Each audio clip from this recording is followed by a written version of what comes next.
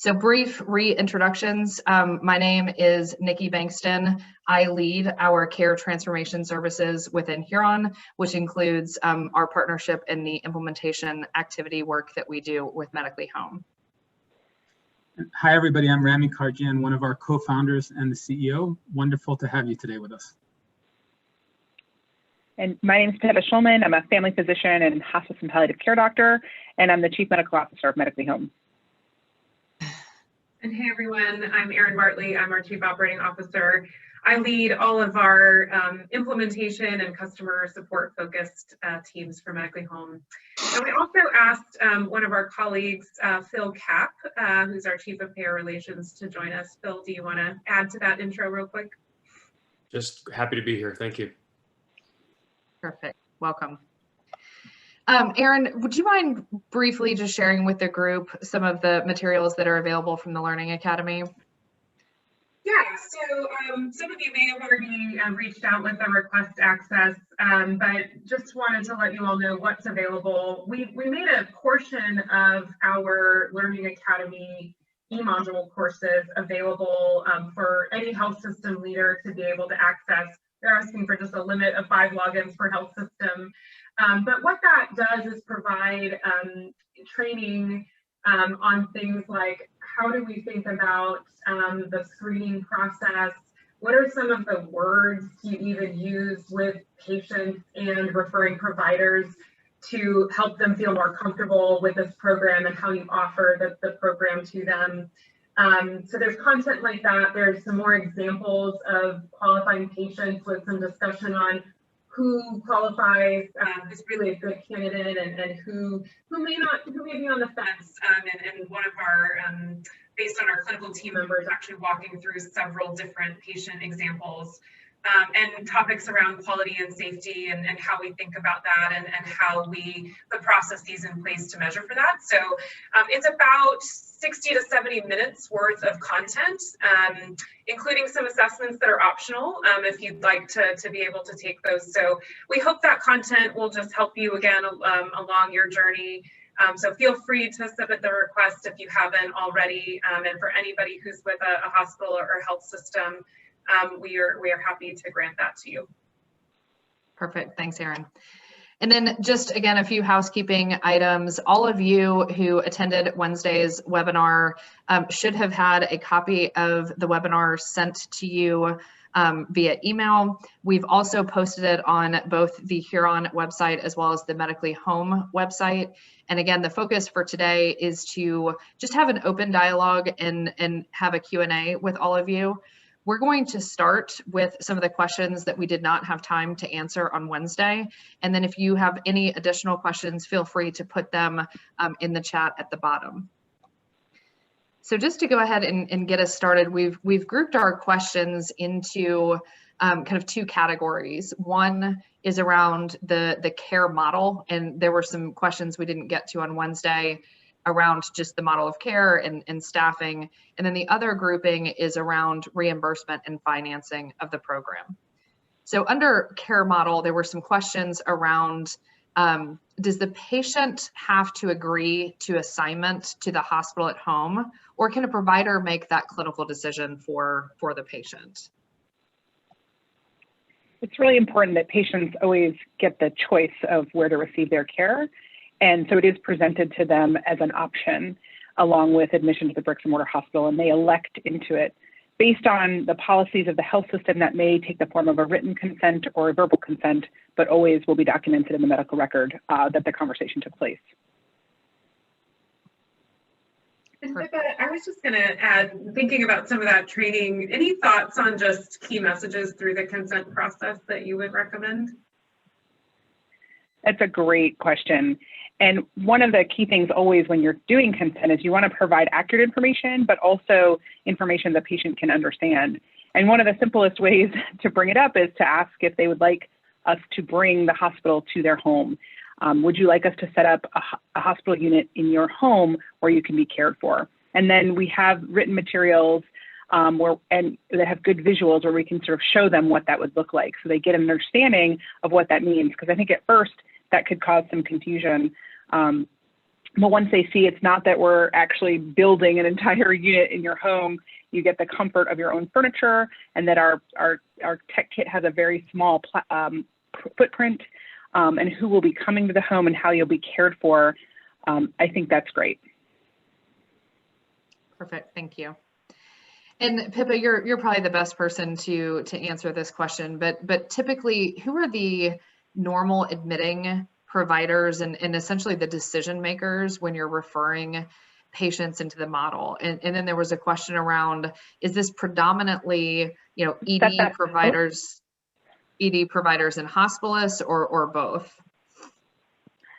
A great question. Sorry if I interrupted you. My sound went in and out. So ED providers can refer into the model. In some systems, as soon as the patient is referred for admission, it's actually the hospitalist who can offer the model to the patient. That will vary by your context and how your workflows work. And then generally, we are from your hospitalist team, and so they may split time both in the bricks and mortar hospital and in the virtual hospital. And that allows for great relationships back and forth. And it's the same, the ED team's not admitting to a stranger; they know exactly who they're admitting to, and it just helps smooth that path for the patient and the care team. Perfect. Erin, this might be a question for you. What is the typical timeline to launch and see the first patient in the model? Yeah, honestly, it's varied for us with each customer partner that we've worked with. The shortest timeline, which was in response to COVID surge needs back in the spring, kind of in the April-May timeframe that we implemented, was in 29 days. So, if you've got the need and you're also willing to commit the resources, then you can get it done really quickly. The governors to the timeline are typically, I mentioned when we met earlier this week, there are some EHR configuration components. So the speed with which you can grab those resources and get that done and make sure that it's at the top of the priority list. And then the last thing, I think, especially in the time we're in right now, is just ensuring that you can have the staffing from the nurses and physicians that would be able to be committed to the program. The other aspects of getting a command center with the workstations live, we've seen people be able to really rapidly do that. It's not necessarily a big lift. Working through, kind of building off of existing protocols and care plans and all of that certainly helps speed and implementation into this model. The last piece would be the rapid response services. We've found in every market that we've stood up, a lot of those service providers who are already used to providing in-home services, but in a different kind of model, are very, very interested in being a part of this type of a program. Recognizing, again, they've got to think about their own staffing and capacity, but that's usually what the conversation is with those partners is, okay, what's it going to take? What do we expect the initial volumes to be? And we've got template contracts and SLAs for each of those service provider categories that can help speed that process along as well. So it's a lot of effort and hours making sure that we've got each of those 18 service categories and even some redundancies within those categories built in. But because we find so many people want to be a part of this model, it can be something you do, really rapidly in 30 to 60 days. Mm-hmm.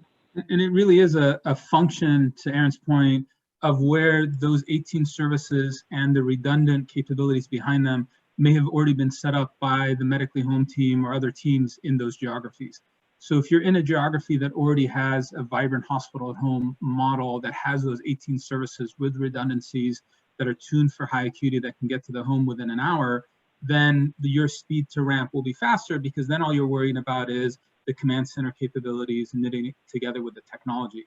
If, on the other hand, your core catchment area is in a location without those services already built up for a hospital and home model, you can accelerate that if you have strong capabilities that can be brought to bear and tuned up. But that typically is the critical path, is getting that high acuity acute rapid response into the home, getting all those services built and simulated and tested and ready for patients. Perfect, thank you.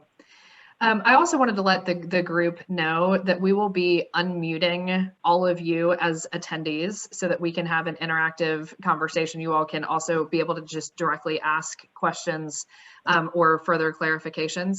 If you're not talking, I do ask that you go ahead and mute yourself, but feel free to directly ask questions.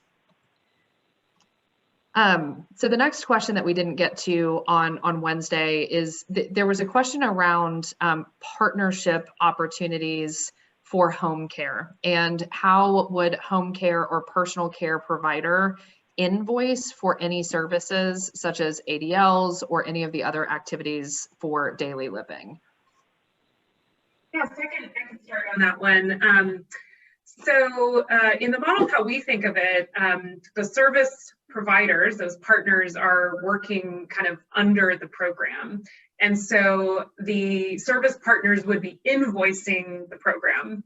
Now, if you work with Medically Home, we actually provide that as a managed service where we will actually oversee all of the partnerships, really do the contracting with them directly ourselves, handle all the invoicing and oversee the kind of quality and management of those relationships. If you're doing that on your own, then you would need to be prepared as a health system leader to be able to take in, the invoices and pay those service providers out with, under, the CMS guidance, the fact that you're getting the DRG, and then any services that are being provided into the home are being provided under that DRG. So we're not looking for that home health provider to invoice Medicare directly. They're invoicing you as a cost of labor and service to the program. And then, you're paying that out of the DRG payment. Perfect, thank you. And Pippa, I believe that you covered this before when you were talking about who can admit patients into the program, but there was a question around can a physician order this level of care for SNF or for home absent of being connected to a hospital? Great question. We always recommend that when people are setting up their virtual hospital, they really start with the high acuity chassis. It's much easier to go down in acuity, much harder to start low acuity and work your way up. And so once the chassis is built, yes, we have operationalized a SNF replacement model to take patients off the floor or who might require SNF care. It's kind of a middle segment of folks. If people need long-term IV antibiotics, if they need 1 to 2 ADL supports. If patients obviously need max assist, that's going to be really difficult to provide in the home, but kind of that mid to mod post-surgical or post-acute illness, it can be a great solution for folks. And we're actually really doing some work on that model right now. So yes, you can. But again, you really need to have that high acuity chassis first to really start that hospital substitution and then work your way to the SNF replacement. Perfect. Shifting gears a little bit to kind of reimbursement and some financing questions that had come through. One is around the CMS waiver and asking if this waiver addresses telehealth, and if it's not, is it all just folded into the DRG, so it's a non-issue, but kind of wondering where telehealth falls from a reimbursement perspective. Happy to speak to that. Telehealth access for fee-for-service Medicare was actually addressed in the previous waiver, the Hospital Without Walls waiver, which enabled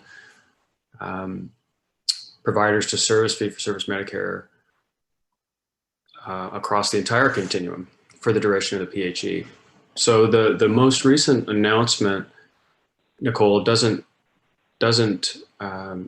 is silent on telehealth, and what it is expected is that for the duration of the PHE that providers can continue to use telehealth as a modality to reach fee-for-service Medicare members. And in addition, the most recent announcement further opened the door for true inpatient level patients to be served in the home under this model.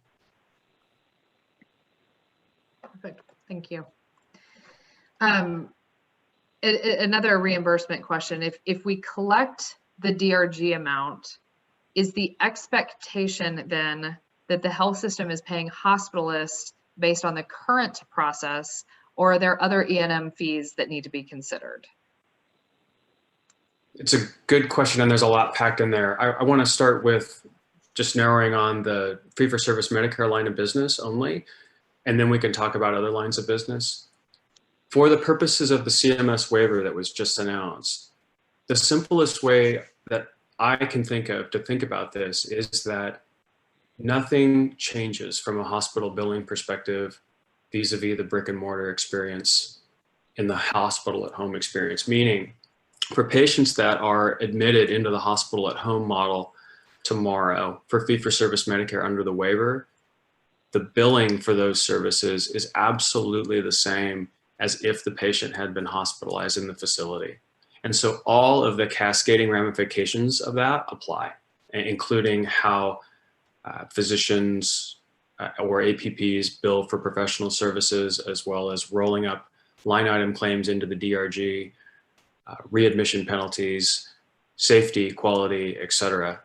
All of those apply. Now, for non-Medicare fee-for-service lines of business, there is more flexibility, but that is a separate discussion. Got it. There were a few questions around just what the startup costs are. And so I'll break this up into three pieces. One, what are the ballpark startup costs? Two, how many patients at a time would we recommend starting with? And then three, what would we say to a system that is really excited about this model, but believes that the startup costs might be prohibitive? I'll start there too. So I put the startup cost in a few categories. One would be EHR. I keep coming back to that, but what is the resource it takes, to make those EHR changes? I've seen that vary from place to place in terms of the overall cost. And I think you'll have to look at where your system is. And the way we look at it as kind of an extension or a floor to the hospital, helps us minimize that a little bit. But, we can have, if you're interested, we can give you some, some examples through some one-on-one conversation after this. The second category would be the cost to just get the command center stood up. Most places that we've worked with have had some existing space they've just been able to convert. And it's really about just outfitting it with the workstations that are required and, maybe moving some cubicle walls around. So it does not have to be a fancy space. Long-term investments on what that can look like to grow the program can look different, but just to get it live, maybe $100,000 worth of just getting the equipment in the room and moving a couple of, kind of cubicle walls around. And the last category would be, just any other resources that you need to bring to the table for pulling the implementation together. If you work with Medically Home, we do have an upfront implementation fee, which is associated with us giving you, several resources and all the toolkit materials that you've heard us talk about in some of our answers to just get you live a lot quicker. And so it gives you 80% of the starting point and then 20% just to fill in. And so those are the kind of three big categories of the startup costs that we see.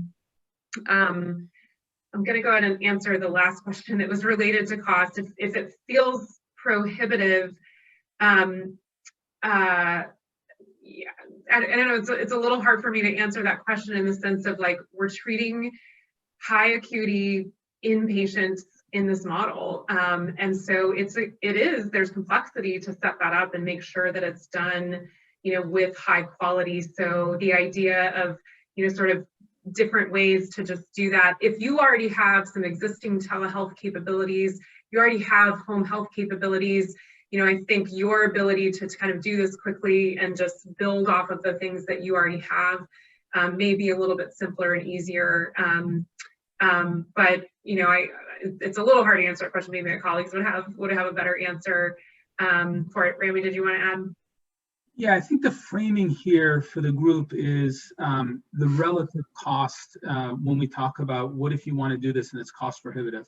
Depending on the location of your market, building a new bed is a $2 to $4 million per bed cost.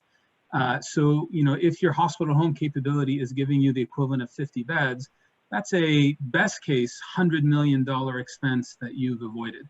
In that light, whatever the cost for implementation, whether it's 1 or 2 million, depending on how your system does accounting, or more than that, is such a small fraction. And that's really the promise of hospital at home, is you're creating a capacity that would otherwise cost the system millions of dollars per bed to create. And because it's not a very fixed cost heavy model, there's a question in the Q&A around kind of the break-even ADC. Typically, we see that a program that's admitting 2 to 3 patients a day, which is a relatively small number, is sort of breaking even on the fixed costs and the underutilization of the command center, which is the primary fixed cost that you have here. So if you're assuming about a 5-ish to 7 day length of stay, your break even is around a 10, 15 bed occupancy level, which is very, very small relative to the potential to put patients in. What we've normally seen is if you're a 300 bed hospital, you can put, given the diagnosis before COVID, you can put about 20, maybe even 30% of those beds into your hospital at home program. So 300 bed hospital could easily have a very vibrant 50, 60, 70 bed hospital at home program pre-COVID. The other thing that I would say about these costs to implement is that they can move around fairly easily geographically. So we have a number of customers who are running their hospital home program across multiple states out of a single command center. That flexibility just doesn't come with a brick and mortar bed. So the way normally the conversation goes with a finance team is $2 to $4 million per bed to build a capacity. We can build this capacity for a fraction of that, 1, 2, whatever the number is, millions for the overall program, and we can move that around and surge that capacity up and down in times when we need it. And that's a very compelling financial argument seen through the financial lens, separate from the incredibly positive patient clinical outcomes that the program delivers, which is at the heart of what drives the systems to do this. Thank you, Rami. And then Aaron, there was a piece, I realize I threw a lot into one question, but there was also just a piece in the middle there about wondering how many patients you would recommend to start with. Yeah, if we're thinking about the first week of having your virtual hospital doors open, we would recommend that you're taking 1 to 2 patients in that week, just to gain a little bit of comfort before you say, I'm going to get to that path towards 1 to 2 admissions a day that Rami talked about, or more. But there's a little bit of a just gaining clinical comfort. So we would typically say in the first week, you take 1 patient for a couple of days, then you take your second patient, everything's going smoothly. You've felt good about all of the in-home services. It's really about that coordination and just how that interplay with all those in-home service providers is going, as well as your nursing and physician team and their comfort, moving into this telemedical model. And then, from there, you're seeing that work well. You can start to ramp that up towards a path of, really admitting at least 1 to 2 patients a day. We've had a couple of our customers who've been live for several months who are now upwards of 200 patients, admitted, in the model, seeing, 40 to 50 patients every month. At this stage. So that's certainly the opportunity, but just giving yourself a little bit of ramp up in those first few weeks to gain some of the comfort. And our model for this group, for ourselves, for our customers, is go slow to go fast. You have patient safety, patient outcomes. That first couple weeks, as Aaron described, maybe even the first month, is a low volume period. And then that puts you in a great position in the beginning of month 2 to really start to ramp it up. Now, for systems that have been working on this and planning it longer and don't dump into it, maybe you start that ramp up week 3, week 4. But before you even treat the first patient, we believe it's incredibly important you run simulations of the acute rapid response in the field with actor patients. You test all the redundancies. You test all of the possible what ifs that inevitably will happen as your program scales. And so we like to see at least 2 weeks of those simulations with active patients where you're deploying the field services. And then the first 2 weeks, you're deliberately throttling down for safety reasons. And then you can start to scale it up once everything's been tested, your clinicians have comfort, your supply chain has comfort. So you go slow that first 4 weeks, and then you ramp it up and you go very fast.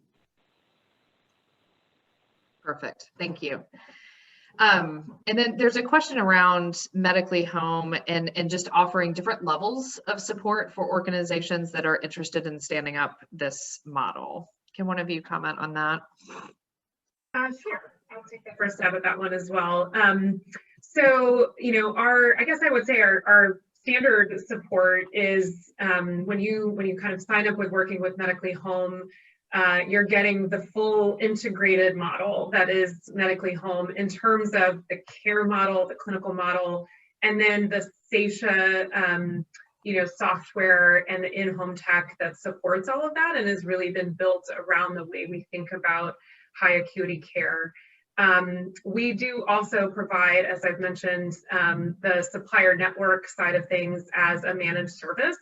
I would tell you, if you want to go fast, I would recommend, usually the reason why we provide managed services is to help make that process just a lot faster and seamless, because we have a lot of national partnerships that we're able to leverage into, to build upon and bring those services in really quickly.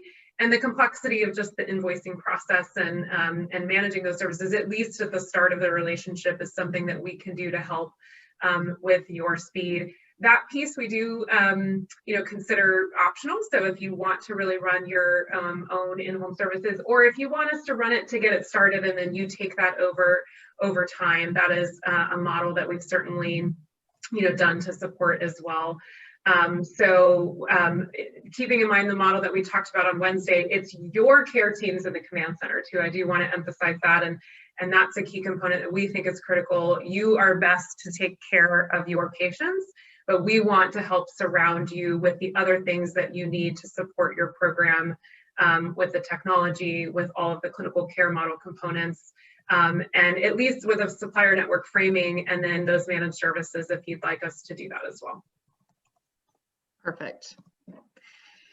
Rami, there's a question in the chat around just asking how secure the platform is and if there's any concerns that we get from patients around privacy.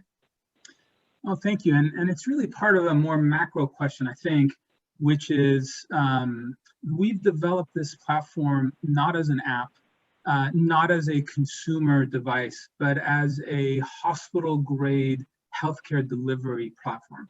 And that has to come with it some ease of use requirements.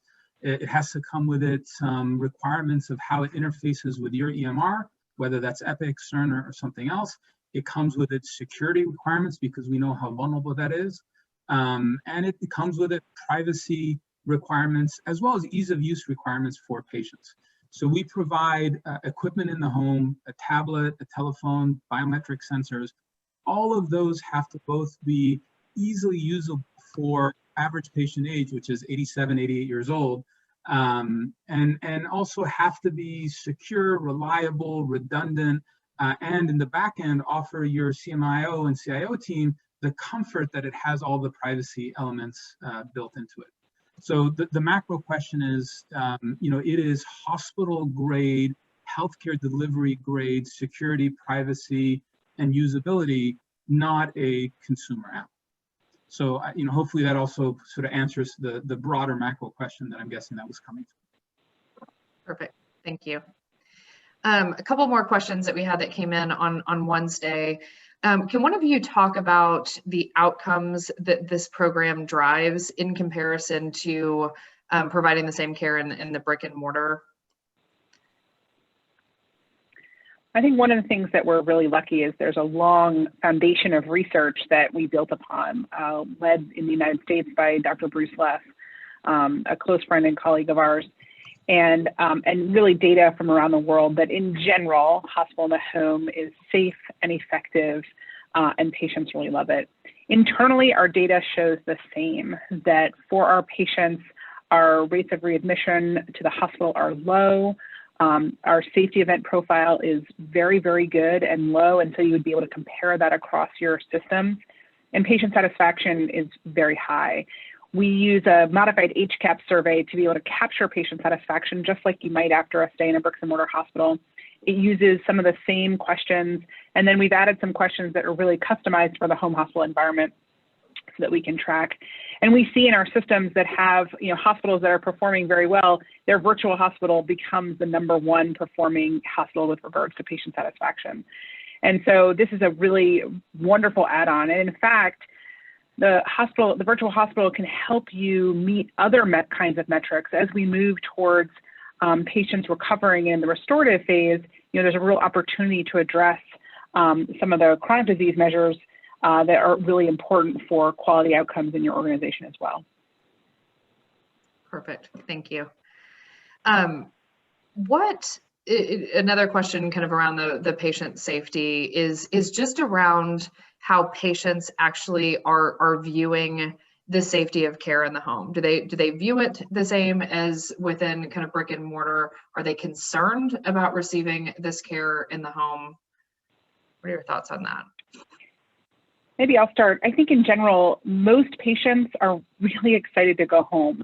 If anyone's had an experience in the hospital, however grateful you might be for your recovery, it often wasn't the most positive experience. And patients know intuitively that they do better in their own environment. And so that's not actually as high a hurdle for them to get over as you think it might be. I do think there are different considerations in pandemic times and wanting to, if you're COVID negative, you want to go home and be with your family. If you're COVID positive, sometimes that calculus changes. But in general, I think the public as well as the clinical community understand that there's a lot of unintended consequences of hospitalization that we'd all really like to try to avoid. Okay. And Pippa, you just mentioned COVID, non-COVID, and you also gave 2 examples during the webinar on Wednesday. But there was a question around, is this program for COVID positive patients? Absolutely. This program is for everybody. No, we designed the original model. Obviously, COVID was not a part of that.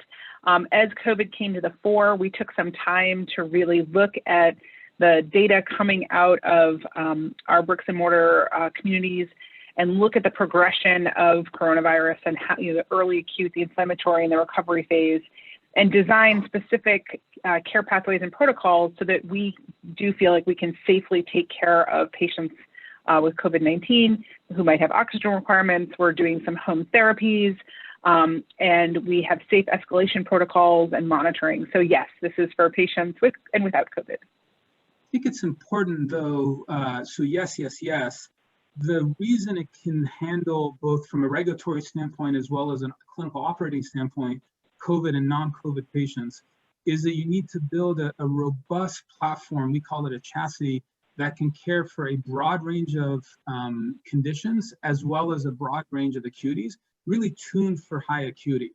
So take COVID as an example. It's not just about having the clinical protocols or the command center that knows how to treat and monitor a patient who's COVID positive, but also really, can you get the oxygen there in an hour? Are you able to get, paramedics and nurses there in an hour, 24/7, if that patient starts showing signs of decompensation?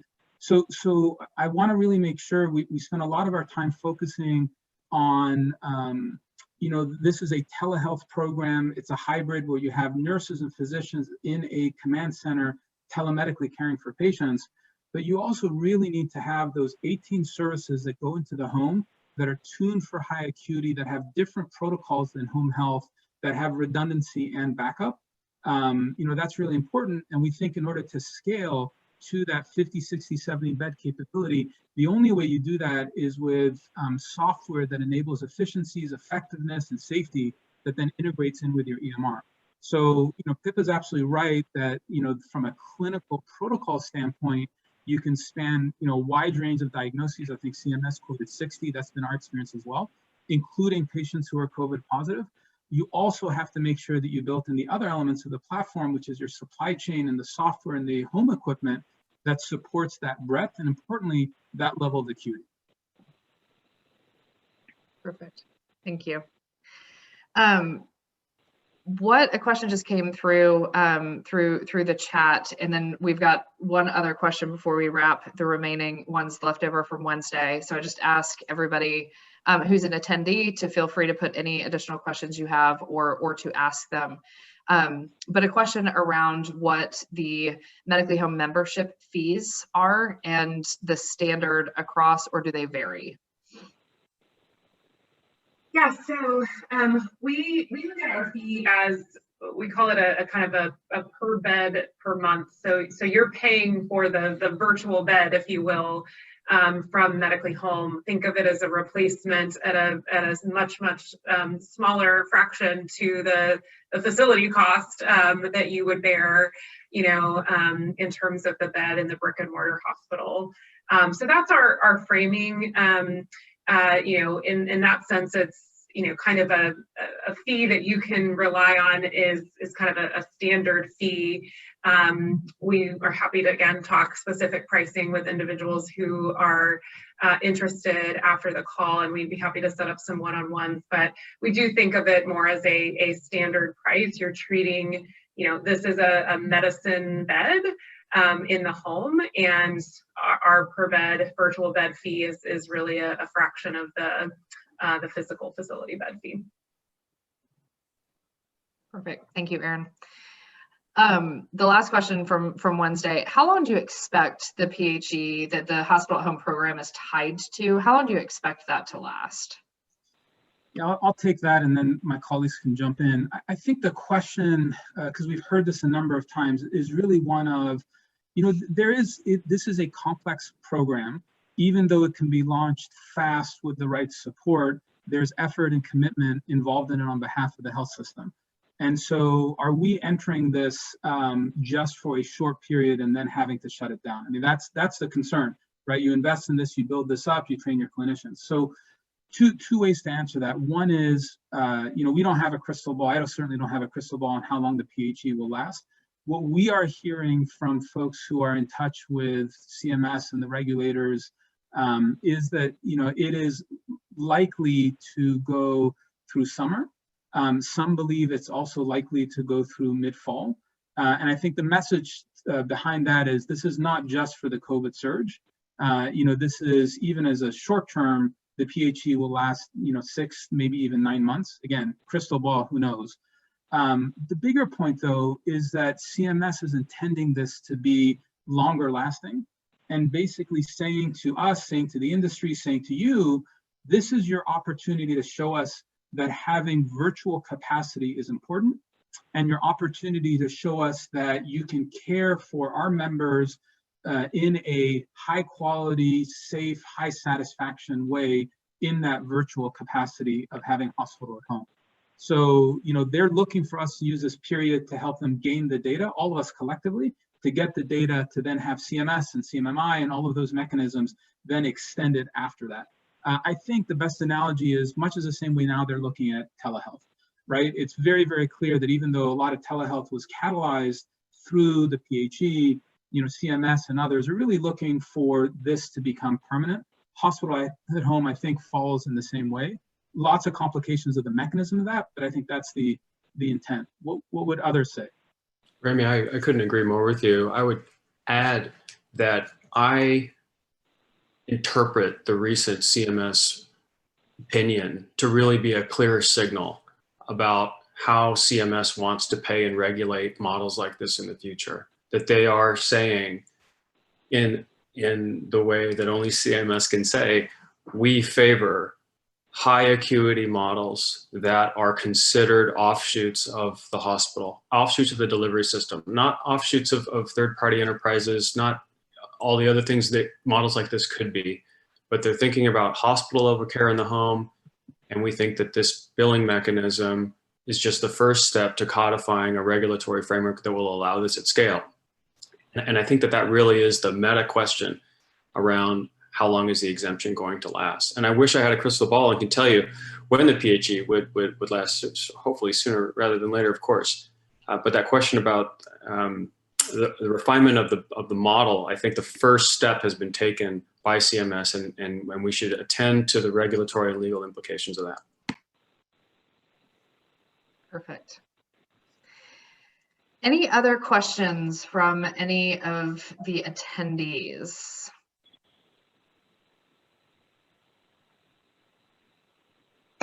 All right. Well, coming out of this webinar today, we will send this back out to all of you. As I mentioned in the beginning, we have sent the initial webinar out. We've also posted this on the Medically Home and the Huron sites. There's contact information where you can get in touch with any of us and the rest of the team if you've got any questions. And then, as Erin mentioned, some of the deeper educational materials are also available on the Medically Home website. So we thank you all for your time, both today and Wednesday, and hope that everyone has a great rest of your day and a great weekend. Thanks, everyone. Thanks. Thank you, everybody. Take care.